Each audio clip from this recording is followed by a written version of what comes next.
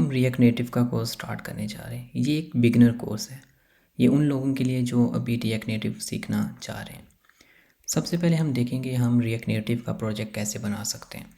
इसके दो तरीके हैं, एक एक्सपो, एक रिएक्ट नेटिव CLI।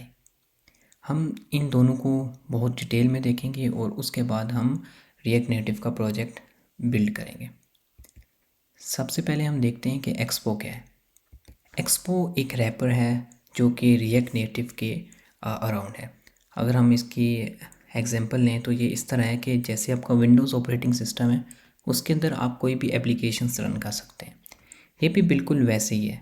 इसमें आपके पास एक एक्सपो की एप्लीकेशन होती है और उसके बाद आपका प्रोजेक्ट होता है। आपका प्रोजेक्ट उस एक्सपो की एप्लीकेशन के अंदर रन करता है। अगर एक्सपो की प्रॉपर्टीज़ की बात करें तो ये एक टूल सेट है जो रिएक्ट नेटिव के अराउंड बिल्ड है। इसमें हम जावास्क्रिप्ट या टाइपस्क्रिप्ट में कोड लिख सकते हैं। इसके लिए एंड्रॉयड स्टूडियो या एक्सकोड के होने की बिल्कुल भी ज़रूरत नहीं है और इसका प्रोजेक्ट बहुत ही जल्दी बिल्ड होता है। इसमें सिंपल आपको जस्ट कोड लिखना पड़ता है और वो आपके मोबाइल में डायरेक्ट रन हो जाता है। इसमें ज़्यादा आप फोकस करते हैं कोड पे, ना कि प्रोजेक्ट कैसे सेटअप करना है और प्रोजेक्ट को कैसे बिल्ड करना है और रन करना है। आप सिर्फ कोड पे फोकस करते हैं और बकाया चीज़ें ऑटोमेटिकली हो जाती हैं। अगर एक्सपो के एडवांटेजेस और डिसएडवांटेजेस की बात करें तो इसमें कुछ प्लस पॉइंट्स हैं और कुछ नेगेटिव पॉइंट्स हैं। अगर हम प्लस पॉइंट्स की बात करें तो ये बहुत ही फास्ट वे है एप्लीकेशन को बिल्ड करने के लिए। इसमें हमें नेटिव मॉड्यूल्स की ज़रूरत नहीं होती, हम सिर्फ एक्सपो की APIs को यूटिलाइज़ करते हैं। इसमें हमें इंस्टेंट अपडेट्स मिलते हैं। इंस्टेंट अपडेट्स का मतलब आप अगर एक्सपो की एप्लीकेशन को पब्लिश करना चाहते हैं तो आप सिंपल कोड को एक्सपो सर्वर पे पुश करते हैं और वो जल्दी से रिफ्लेक्ट होना स्टार्ट हो जाती है। As compare to the Play Store या ऐप स्टोर, उसमें आप एप्लीकेशन अपनी बनाते हैं, फिर पुश करते हैं और फिर वो रिव्यू होती है और काफ़ी टाइम लग जाता है। इसमें आपके पास इंस्टेंट अपडेट्स होती हैं। इसमें आप iOS का प्रोजेक्ट macOS के बगैर बना सकते हैं। आपके पास अगर मैक ना भी हो तब भी आप iOS का प्रोजेक्ट बना सकते हैं। अगर हम डिसएडवांटेजेस की बात करें तो इसमें हम नेटिव मॉड्यूल्स एक्सेस नहीं कर सकते। इसमें सिर्फ हमें एक्सपो की APIs को यूज़ करना पड़ता है। इसमें नेटिव मॉड्यूल्स बिल्कुल भी हम एक्सेस नहीं कर सकते। इसमें सिर्फ और सिर्फ एक्सपो की APIs को यूटिलाइज़ करना पड़ता है। इसमें हम एंड्रॉयड और iOS की जो नेटिव APIs हैं हम उनको भी एक्सेस नहीं कर सकते। ना तो हम इसमें एंड्रॉयड जावा और स्विफ्ट का कोड लिख सकते हैं और ना इसमें हम किसी भी बिल्ड इन एंड्रॉयड या iOS के APIs को यूटिलाइज़ कर सकते हैं। इसमें गूगल पुश नोटिफिकेशन भी काम नहीं करता और अगर हम इसमें फायर स्टोर या फायर बेस को कॉन्फ़िगर करते हैं तो वो भी काफ़ी डिफ़िकल्ट प्रोसेस है। अगर आप प्रोडक्शन ऐप बनाना चाहते हैं एक्सपो के अंदर, वो बिल्कुल भी रिकमेंडेड नहीं होता क्योंकि उसमें काफ़ी ज़्यादा प्रॉब्लम्स होते हैं और ये एक हार्ड प्रोसेस है। अगर आप एक्सपो के अंदर एक प्रोडक्शन ऐप का मतलब ये है कि अगर आप इसको कहीं पे पब्लिश कर रहे हैं और उसके बाद आपकी ऑडियंस इसको यूटिलाइज़ करेगी। अगर हम रिएक्ट नेटिव CLI की बात करें तो ये एक टूल सेट है जिसकी मदद से आप रिएक्ट नेटिव का प्रोजेक्ट बना सकते हैं।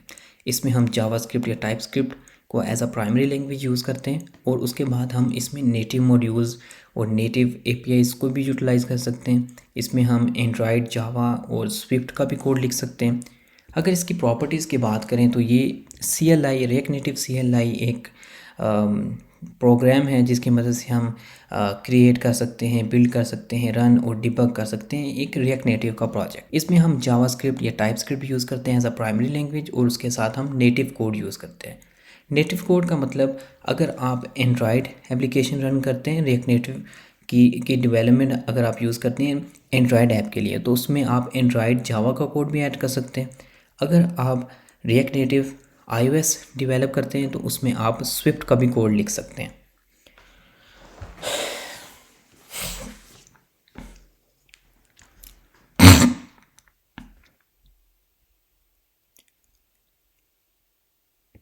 इसमें हमारे पास एंड्रॉयड स्टूडियो और एक्सकोड दोनों रिक्वायर्ड हैं। दोनों रिक्वायर्ड इन अ सेंस कि अगर आप एंड्रॉयड एप्लीकेशन बनाना चाहते हैं तो उसमें आपको एंड्रॉयड स्टूडियो रिक्वायर होगा। अगर आप iOS एप्लीकेशन बनाना चाहते हैं तो उसके लिए एक्सकोड रिक्वायर होगा। स्लो इन बिल्डिंग प्रोजेक्ट्स, ये रिएक्ट नेटिव CLI का प्रोजेक्ट बहुत ही रिसोर्सेज कंज्यूम करता है। इसमें हाई कंप्यूटेशन पावर यूज़ होती है क्योंकि इसमें जो भी कोड आप लिखते हैं वो सबसे पहले नेटिव कोड में कन्वर्ट होता है, उसके बाद आपके फ़ोन पे या आपकी डिवाइस पे रन होता है। तो इसके लिए आपको एक हाई परफॉर्मेंस कंप्यूटर की ज़रूरत पड़ती है, जो कि एक काफ़ी एक्सपेंसिव काम है। अगर आपका नॉर्मल या किसी पुरानी जनरेशन का कंप्यूटर है, उस पे आप इस प्रोजेक्ट को बिल्ड करना चाहते हैं, तो वो काफ़ी टाइम कंज्यूम करेगा। ऐसा नहीं है कि रन नहीं होगा, रन बिल्कुल होगा, लेकिन आपकी डेवलपमेंट प्रोडक्टिविटी कम होगी। अगर रिएक्ट नेटिव CLI के एडवांटेजेस और डिसएडवांटेजेस की बात करें तो इसमें कुछ प्लस पॉइंट और कुछ नेगेटिव पॉइंट भी हैं। अगर हम एडवांटेजेस की बात करें तो इसमें हम नेटिव API को यूज़ कर सकते हैं, जो कि एक बड़ा एडवांटेज है। इसमें हम नेटिव कोड लिख सकते हैं। काफ़ी दफ़ा ऐसा होता है कि हमारा नेटिव कोड एक प्राइमरी फैक्टर होता है हमारी एप्लीकेशन को रन करने के लिए। कुछ ऐसा भी होता है कि हम अगर नेटिव कोड ना लिखें तो हमारे जो फीचर्स हैं या हमारी जो रिक्वायरमेंट्स हैं वो कंप्लीट ना हों, तो हमें नेटिव कोड लिखने की ज़रूरत पड़ सकती है। तो ये हमें नेटिव कोड लिखने की एबिलिटी प्रोवाइड करता है। ये easy to build production app है। अगर आप इसमें एप्लीकेशन डेवलप कर सकते हैं तो इसमें इजीली आप iOS ऐप या एंड्रॉयड ऐप आप एक्सपोर्ट कर सकते हैं, उनको उनके रिस्पेक्टिव स्टोर्स में पब्लिश भी कर सकते हैं। अगर डिसएडवांटेजेस की बात करें तो ये अगेन स्लो टू बिल्ड है। इसमें काफ़ी रिसोर्सेज रिक्वायर होते हैं और इसके लिए एंड्रॉयड स्टूडियो और एक्सकोड रिक्वायर होते हैं। इसके बगैर आपका प्रोजेक्ट बिल्ड ही नहीं होता। एक्सपो में तो हम iOS की ऐप विंडोज़ पे भी बना सकते थे, लेकिन इसमें आपके पास एक्सकोड का रिक्वायर होना ज़रूरी है और एक्सकोड सिर्फ और सिर्फ मैक पे चलता है। तो आपके पास एक मैकबुक या मैक होना लाजमी है अगर आप iOS की ऐप बनाना चाहते हैं। तो आपको इन दोनों में से किसको चूज़ करना है? तो मेरी रिकमेंडेशन ये है कि अगर आप बिगिनर हैं और जो डेवलपमेंट का पर्पस है वो सिर्फ लर्निंग पर्पस है, तो आई थिंक आपको एक्सपो के साथ जाना चाहिए। अगर आप एक्सपर्ट हैं और प्रोडक्शन पर्पस के लिए एप्लीकेशन बनाना चाहते हैं तो आपको रिएक्ट नेटिव CLI के साथ जाना चाहिए। रिएक्ट नेटिव CLI में आपके पास हर तरह की कैपेबिलिटी होती है। आप किसी भी चीज़ को मॉडिफाई कर सकते हैं, आपके पास कोई लिमिटेशन नहीं होती, आप जो चाहें कर सकते हैं। लेकिन एक्सपो एक लिमिटेड इन्वायरमेंट के में काम करता है, तो आपको सिर्फ एक्सपो के इन्वायरमेंट के अंदर रह के काम करना पड़ता है। अब हम क्रिएट करेंगे एक प्रोजेक्ट और वो हम देखेंगे कि मैक पे कैसे क्रिएट करते हैं और विंडोज़ पे कैसे क्रिएट करते हैं। हम एक्सपो में कैसे प्रोजेक्ट क्रिएट करते हैं और रिएक्ट नेटिव CLI में प्रोजेक्ट कैसे क्रिएट करते हैं, हम इन सब चीज़ों को देखेंगे। तो हम सबसे पहले विंडोज़ पे एक्सपो का प्रोजेक्ट सेटअप करेंगे। देखते हैं हम विंडोज़ में रिएक्ट नेटिव को कैसे सेटअप कर सकते हैं। उसके लिए कुछ चीज़ें आपको डाउनलोड करनी पड़ेंगी। सबसे पहले आपने किसी भी ब्राउज़र में जाना है और वहाँ पे आपने लिखना है डाउनलोड Node.js। आपको Node.js चाहिए होगा इसके लिए। इसको विंडोज़ इंस्टॉलर, इसको डाउनलोड करें। डाउनलोड होने के बाद आपने इसको इंस्टॉल करना है।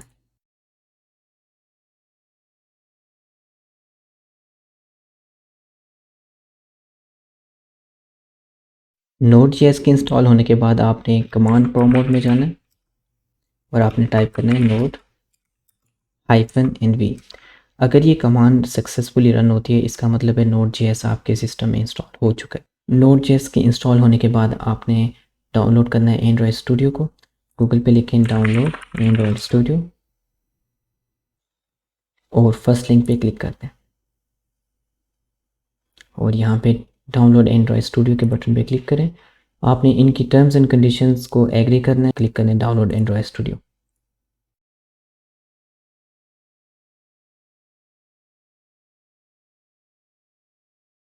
जब एंड्रॉयड स्टूडियो डाउनलोड हो जाए तो आपने इसको इंस्टॉल करना है, इसको ओपन करना है। जब ये सेटअप ओपन हो जाए तो आपने नेक्स्ट पे क्लिक करना है, देन नेक्स्ट, फिर नेक्स्ट क्लिक करें। जब ये कंप्लीट हो जाए तो फिर आपने नेक्स्ट और इस चेक बॉक्स को चेक रहने दें और फिनिश।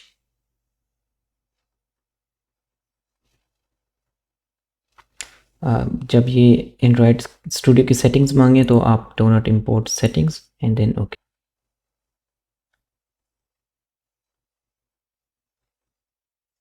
यहाँ पे आप send user statistic to Google भी कर सकते हैं और डोंट सेंड भी कर सकते हैं, ये आपकी अपनी चॉइस है। अब आपने नेक्स्ट पे क्लिक करना है और ये पूछ रहे कि किस तरह का आप एंड्रॉयड स्टूडियो चाहते हैं। अगर कस्टम आप कोई इसमें कस्टम चीज़ें डालना चाहते हैं वो भी डाल सकते हैं। अभी के लिए मैं स्टैंडर्ड यूज़ कर रहा हूँ और नेक्स्ट, इसमें आप थीम सेलेक्ट कर सकते हैं डार्क या लाइट। तो I am going to select dark and then install, accept these terms and condition, finish पे क्लिक करना है। आप ये कुछ चीज़ें डाउनलोड करेगा और इंस्टॉल करेगा।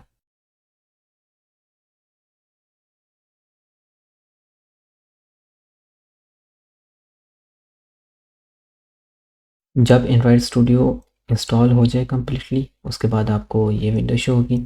अब आपने यहाँ पे क्लिक करना है मोर एक्शंस और वर्चुअल डिवाइस मैनेजर।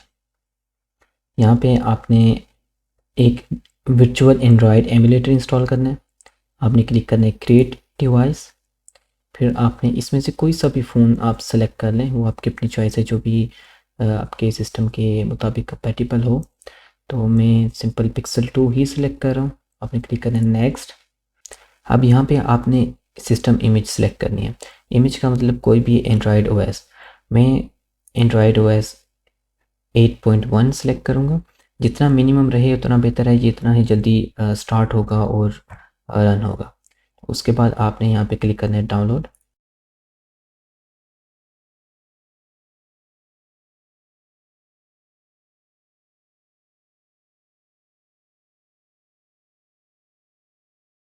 जब ये इमेज डाउनलोड हो जाए तो आपने क्लिक करना है फिनिश पे।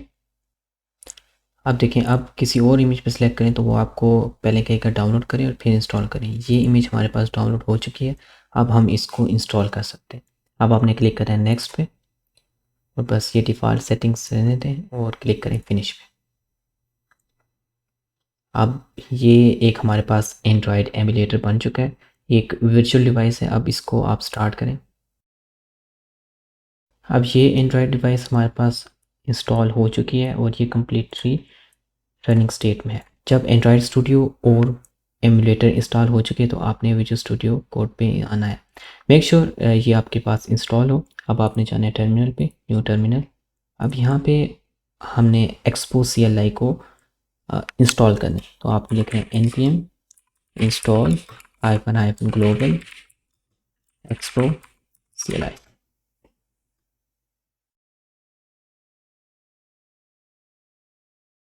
जब एक्सपो CLI इंस्टॉल हो जाए, अब आपने एक्सपो के थ्रू एक प्रोजेक्ट बनाना है। ये एक रिएक्ट नेटिव का प्रोजेक्ट होगा। उससे पहले एक मैं डायरेक्टरी बना लेता, mkdir प्रोजेक्ट्स। आप इस डायरेक्टरी के अंदर जाते हैं। अब जितने भी प्रोजेक्ट्स होंगे हमारे इस डायरेक्टरी के अंदर होंगे। तो हमने अब एक्सपो का प्रोजेक्ट बनाना, तो लिखना है एक्सपो init प्रोजेक्ट का name, let's say to do Expo. तो ये एक प्रोजेक्ट का नेम होगा। एक्सपो init ये कमांड है और जो आगे स्ट्रिंग होगी टू डू एक्सपो, ये हमारे पास प्रोजेक्ट का नेम होगा। अब आपने इसमें से टेम्पलेट चूज़ करना है। हम बिल्कुल स्टार्ट से स्टार्ट करेंगे, बिल्कुल ब्लैंक चीज़ से। तो हम यहाँ पे एक ब्लैंक जावास्क्रिप्ट का टेम्पलेट इस्तेमाल करेंगे। तो जो बाय डिफ़ॉल्ट सेलेक्टेड था उसी को रहने दें और इंटर क्लिक करें। जब आपके पास एक्सपो का प्रोजेक्ट क्रिएट हो जाए तो अब आपने लिखना है cd टू डू एक्सपो। अब आपने इस डायरेक्टरी को विजुअल स्टूडियो कोड के अंदर ओपन करना है। तो मैं यहाँ पे लिखूँगा code and then dot. Visual Studio Code को ओपन करो इस डायरेक्टरी के अंदर। इस कमांड का ये मतलब है। अब ये प्रोजेक्ट हमारे पास विजुअल स्टूडियो कोड के अंदर ओपन हो चुका है। अब हम टर्मिनल में जाएंगे, एक और फिर से टर्मिनल ओपन करेंगे। अब हम यहाँ पे लिखेंगे npm इंस्टॉल। अगर कुछ हमारे पास मिसिंग डिपेंडेंसीज हैं तो वो इंस्टॉल हो जाए। अब आपने इस प्रोजेक्ट को एंड्रॉयड में रन करना है, तो आप लिखना है npm run एंड्रॉयड। अब एक्सपो एक अपना सर्वर स्टार्ट करेगा और इस प्रोजेक्ट को एंड्रॉयड एमुलेटर के अंदर रन करेगा। अब ये प्रोजेक्ट हमारा एंड्रॉयड एमुलेटर के अंदर रन हो रहा है। अब हम app.js में जाएंगे। यहाँ पे हम कुछ भी चेंजिंग्स करेंगे तो वो हमारे यहाँ पे रिफ्लेक्ट होना शुरू हो जाएंगे। तो इस तरह हम विंडोज़ के अंदर रिएक्ट नेटिव का प्रोजेक्ट यूजिंग एक्सपो सेटअप कर सकते हैं। अब एक्सपो का प्रोजेक्ट सेटअप हो चुका है। अब हमारा नेक्स्ट स्टेप है विंडोज़ पे ही रिएक्ट नेटिव CLI का प्रोजेक्ट सेटअप करना। अब हम रिएक्ट नेटिव CLI के थ्रू प्रोजेक्ट बनाएंगे। उसके लिए हमें कुछ कॉन्फ़िगरेशन करनी पड़ेगी जिसकी गाइडलाइन हमारे पास मौजूद है। उसके लिए सबसे पहले हमें Node.js इंस्टॉल करना है जो कि ऑलरेडी इंस्टॉल्ड है। उसके बाद फिर हमारे पास एंड्रॉयड स्टूडियो इंस्टॉल होना चाहिए जो कि हम ऑलरेडी इंस्टॉल कर चुके हैं। उसके बाद हमें कुछ इन्वायरमेंट वेरिएबल सेट करने। सबसे पहले आपने यहाँ पे आना है और उसके बाद सर्च करना है इन्वायरमेंट वेरिएबल, और फिर इन्वायरमेंट वेरिएबल्स पे क्लिक करें और यहाँ पे मैं new system environment variable add कर। जो इन्वायरमेंट वेरिएबल का नेम होगा वो होगा हमारे पास एंड्रॉयड होम, और जो इसकी वैल्यू होगी हमारे पास वो ये होगी। आपने अब प्रेस करना है कमांड प्लस आर और फिर ये वैल्यू इसमें पेस्ट कर देनी है और ओके कर देना। ये बात आपने कॉपी करना है और इसकी वेरिएबल की वैल्यू में डाल देना और फिर ओके। अब हमने ये वाला पाथ कॉपी करना है, अगेन रन में जाना है, ये पेस्ट करना है, ओके करना है और यहाँ से इसका पाथ कॉपी करना है और इन्वायरमेंट वेरिएबल यूज़र वेरिएबल्स में हमें इसे ऐड कर देना है। यहाँ पे पाथ का वेरिएबल आपको नज़र आ रहा होगा, इस पर डबल क्लिक करना है और यहाँ पे न्यू प्रेस करना है और फिर यहाँ पे इसको ऐड कर देना है। अब ओके प्रेस करना है, फिर अगेन ओके और यहाँ पे इसको क्लोज कर देना है। अब हमें हमारा नेक्स्ट स्टेप है प्रोजेक्ट बनाना। उसके लिए हम विजुअल स्टूडियो कोड को ओपन करेंगे, टर्मिनल में न्यू टर्मिनल ओपन करेंगे, फिर हम प्रोजेक्ट्स की डायरेक्टरी में जाएंगे जो हमने रिसेंटली बनाया था और यहाँ पे हम लिखेंगे npx react native init to do cli। To do CLI हमारे पास प्रोजेक्ट का नेम है और बकाया वो प्रोजेक्ट क्रिएट करने की कमांड है। अब हम इंटर प्रेस करेंगे।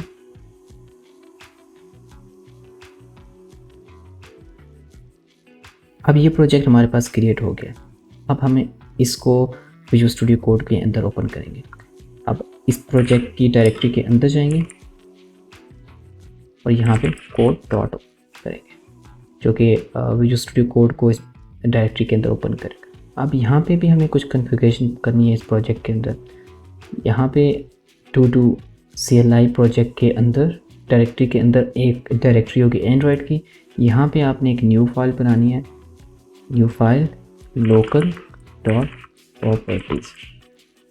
यहाँ पे हमें जो एंड्रॉयड SDK है उसका यहाँ पे पाथ देना है, तो आपने लिखना है sdk.dir इक्वल टू, हमने जो पाथ पहले इन्वायरमेंट वेरिएबल में दिया था ये वाला पाथ सेम यहाँ पे हमने कॉपी पेस्ट करना है। तो इसको कॉपी करेंगे, दोबारा इस पाथ को कॉपी करेंगे फिर और यहाँ पे पेस्ट कर देंगे। लेकिन यहाँ पे हमें जो ये बैकस्लैश है इसको डबल करना है। अगर आप डबल नहीं करेंगे तो ये आपके पास प्रॉब्लम क्रिएट करेगा। फिर इस फाइल को सेव करना है, आप टर्मिनल के अंदर आना है और न्यू टर्मिनल।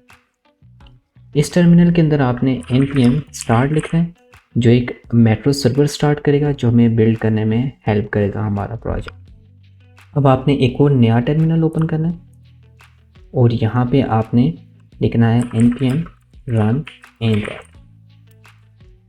अब हमने एक और टर्मिनल ओपन करना है और यहाँ पे लिखना है npm run android। आपका एंड्रॉयड एमुलेटर स्टार्ट नहीं है तो ये उसको ऑटोमेटिकली स्टार्ट कर देगा। अब ये पूरे प्रोजेक्ट को बिल्ड करेगा और इस डिवाइस के अंदर स्टार्ट कर देगा। अब हमारा प्रोजेक्ट रनिंग स्टेट में आ गया। अब हम app.js के अंदर जाएंगे और यहाँ पे स्टेप 1 की जगह स्टेप 2 लिखेंगे और सेव करेंगे और ये हमारे चेंजेस यहाँ पे रिफ्लेक्ट होना स्टार्ट हो जाएंगे। हम कुछ भी चेंज करते हैं इसके अंदर वो हमारा यहाँ पे शो होना स्टार्ट हो जाएगा। Subscribe to N1 developers. अब हमारा रिएक्ट नेटिव CLI का प्रोजेक्ट भी विंडोज़ पे सेटअप हो चुका है। अब हमारा नेक्स्ट स्टेप है macOS पे एक्सपो का प्रोजेक्ट सेटअप करना। macOS पे एक्सपो का प्रोजेक्ट रन करने के लिए हमें कुछ चीज़ें रिक्वायर होंगी। सबसे पहले हमें किसी भी वेब ब्राउज़र पे जाना है और वहाँ पे हमें लिखना है डाउनलोड Node.js। हमें Node.js चाहिए होगा एक्सपो का प्रोजेक्ट क्रिएट करने के लिए। किसी भी फर्स्ट लिंक पे क्लिक करना है आपने। उसके बाद आप macOS पे हैं तो इसलिए आपको macOS का इंस्टॉलर डाउनलोड करना पड़ेगा। जब Node.js डाउनलोड हो जाए तो आपको उसको ओपन कर लेना है। इस तरह की आपको एक विंडो शो होगी। इस पर आपने simple continue, then again continue, आपने इनकी टर्म्स एंड कंडीशंस को एग्री करना है। देन आपके पास अगर कोई और ड्राइव है उसमें इंस्टॉल करना चाहते हैं तो वो सिलेक्ट कर लें। बाय डिफ़ॉल्ट आपकी ड्राइव सिलेक्टेड होगी तो उसी में इंस्टॉल होने दें। Continue, again install. अब आपको यहाँ पे पासवर्ड टाइप करना है अपना, और ये Node.js आपके सिस्टम में ऑटोमेटिकली इंस्टॉल हो जाएगा। जब Node.js आपके सिस्टम में इंस्टॉल हो जाए तो इस विंडो को क्लोज़ करना है। और ये आपसे पूछ रहे हैं कि Node.js का इंस्टॉलर अगर आपको अब ज़रूरत नहीं है तो बिन में डाल सकते हैं। तो इसको जस्ट मूव टू बिन और फिर इस ब्राउज़र को क्लोज़ कर देना है। उसके बाद मेक श्योर आपके पास विजुअल स्टूडियो कोड इंस्टॉल हो। अगर इंस्टॉल नहीं है तो आप उसको सिंपली डाउनलोड कर सकते हैं। जब डाउनलोड हो जाए तो इसको इंस्टॉल करने के बाद सिंपल विजुअल स्टूडियो कोड को ओपन करें। यहाँ पे आपको टर्मिनल नज़र आ रहा होगा, यहाँ पे टर्मिनल पे क्लिक करें और देन न्यू टर्मिनल। जब यहाँ पे न्यू टर्मिनल ओपन हो जाए तो आपने वेरीफाई करना है कि Node.js आपके सिस्टम में इंस्टॉल हो चुका है। तो आपने लिखना है node hyphen and then v। अगर आपके पास इस तरह की आउटपुट आए तो इसका मतलब ये है कि Node.js आपके सिस्टम में इंस्टॉल हो चुका है। अब उसके बाद हमें एक्सपो CLI ग्लोबली इंस्टॉल करनी है। तो आपने टाइप करना है sudo npm install hyphen global expo hyphen CLI। ये कमांड टाइप करने के बाद आप इंटर प्रेस करेंगे, फिर आपको अपना पासवर्ड डालना है और फिर अगेन इंटर।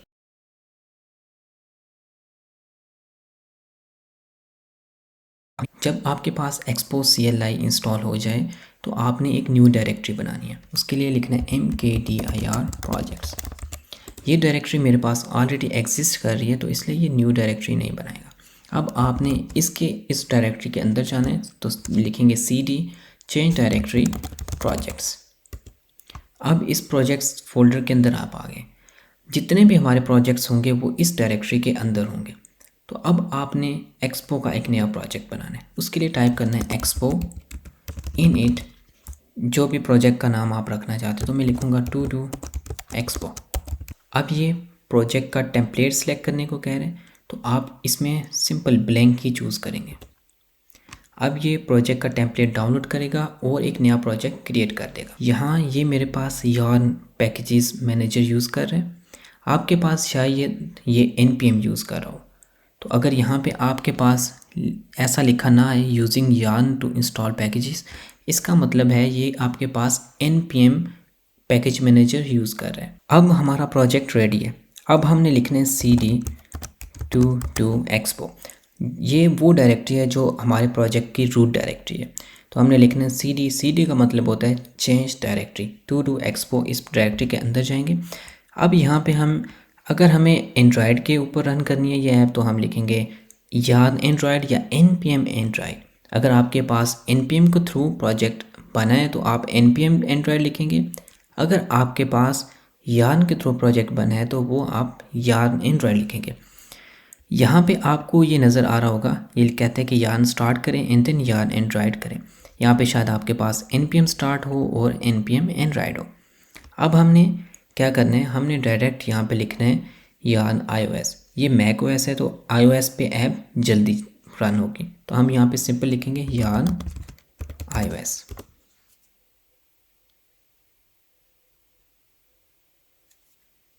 ये अपना एक डेवलपमेंट सर्वर स्टार्ट करेगा और उसके बाद ये प्रोजेक्ट को बिल्ड करेगा और हमारे सिम्युलेटर में स्टार्ट कर देगा। अब ये प्रोजेक्ट हमारा iOS ऐप के अंदर रन हो रहा है। अगर हम इस प्रोजेक्ट में कुछ भी चेंजिंग्स करते हैं तो यहाँ पे रिफ्लेक्ट होना स्टार्ट हो जाएंगी, लेकिन वो अभी के लेक्चर का पर्पस नहीं है। अभी का मकसद ये था कि हम एक्सपो को मैक OS के अंदर कैसे सेटअप कर सकते हैं और उसकी ऐप को कैसे हम रन कर सकते हैं। अब हम एक्सपो को मैक OS पे भी सेटअप कर चुके हैं। अब हमारा लास्ट प्रोजेक्ट है कि हम रिएक्ट नेटिव CLI के थ्रू मैक OS पे प्रोजेक्ट कैसे सेटअप करेंगे। रिएक्ट नेटिव CLI की एप्लीकेशन मैक OS में बनाने के लिए हमें फिर भी कुछ चीज़ें रिक्वायर होंगी। हमने Node.js ऑलरेडी इंस्टॉल कर चुके हैं। अगर हम मैक OS पे एंड्रॉयड की ऐप बनाना चाहते हैं तो उसके लिए हमें एंड्रॉयड स्टूडियो की ज़रूरत पड़ेगी। तो आपने किसी भी ब्राउज़र पे आना है, और वहाँ पे लिखना है download Android studio. First link पे क्लिक करें, यहाँ पे डाउनलोड ऑप्शंस पे क्लिक करें। अगर आपके पास M1 मैक है तो आपको ये मैक 64 बिट आर्म की बाइनरी डाउनलोड करनी पड़ेगी। अगर आपके पास इंटेल का मैक है तो आपको सिंपल ये वाली फ़ाइल डाउनलोड करनी पड़ेगी। मेरे पास M1 चिप के साथ मैक है तो मैं इस फाइल को डाउनलोड करूँगा। जब आपके पास एंड्रॉयड स्टूडियो डाउनलोड हो जाए तो वो फाइल आपने ओपन कर लेनी है।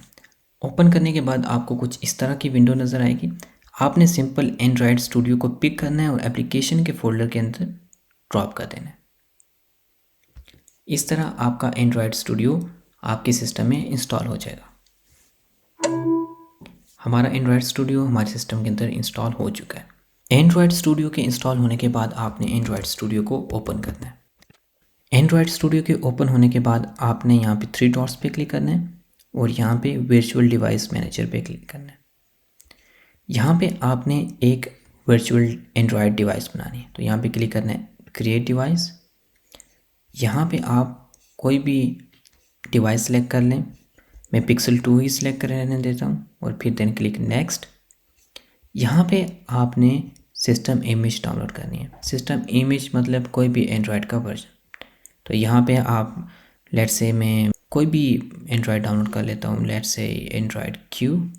यहाँ पे आपको इनकी टर्म्स एंड कंडीशंस को एग्री करना है और देन क्लिक ऑन नेक्स्ट और ये इंस्टॉल होना स्टार्ट हो जाएगा। जब आपके पास एंड्रॉयड वर्चुअल डिवाइस इंस्टॉल हो जाए तो आपने इस डिवाइस मैनेजर को क्लोज़ करना है और एंड्रॉयड स्टूडियो को भी क्लोज़ कर देना है। अब आपको ऐप स्टोर में आना है और यहाँ पे सर्च करना है Xcode। यहाँ पे फर्स्ट एप्लीकेशन पे जाएं और इसको डाउनलोड कर लें। ये काफ़ी बड़ी फ़ाइल होगी, ये काफ़ी बड़ी एप्लीकेशन है तो ये शायद आपका काफ़ी टाइम कंज्यूम करे। मेरे पास ये ऑलरेडी इंस्टॉल्ड है तो मैं इसको दोबारा से इंस्टॉल करने नहीं जा रहा।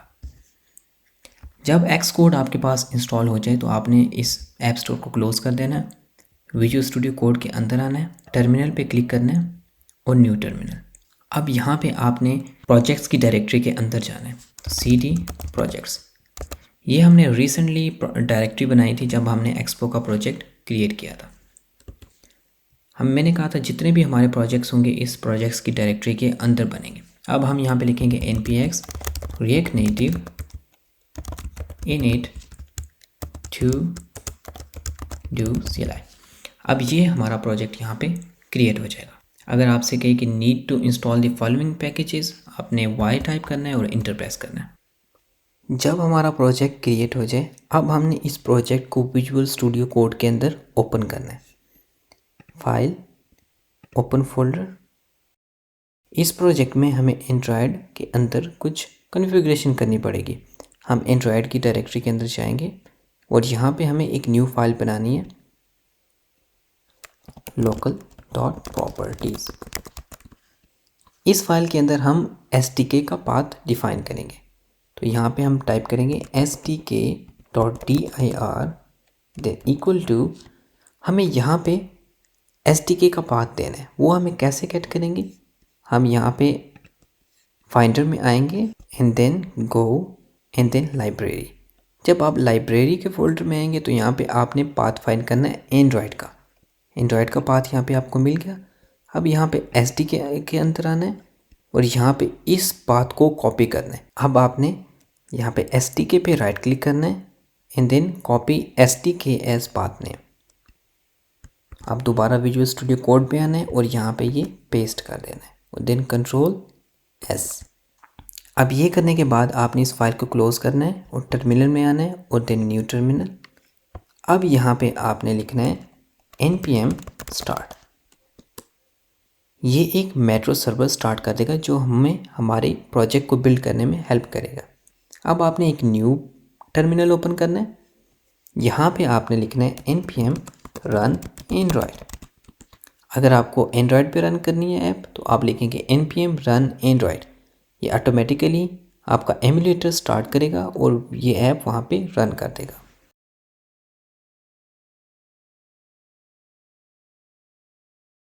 अब ये हमारी ऐप हमारे एंड्रॉयड एमुलेटर के अंदर रन हो रही है। अगर हमने यही एप्लीकेशन iOS के अंदर रन करनी है तो हम लिखेंगे npm run iOS।